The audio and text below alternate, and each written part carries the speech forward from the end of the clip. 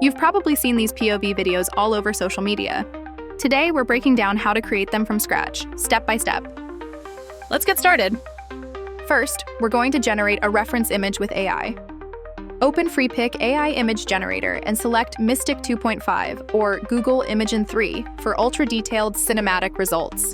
The key here is to specify POV in your prompt, so the AI understands the perspective. Also, add visible hands or feet, and describe the setting for a more immersive effect. Let's make any necessary adjustments by clicking on Edit Image. Then, we will upscale our image for higher quality. Time to make our image come alive. Click on Create Video to open the video generator. Choose Kling 1.6 or Google Veo 2 for smooth, dynamic motion. Type in a prompt for a static scene and add some dynamic realism with environmental motion. Now, hit Generate. To make your video more immersive, you can generate sound effects that match your clip. For a final pro-level finish, upscale your video using Topaz AI Video Upscaler. This will help us sharpen details and boost resolution. Truly soap opera.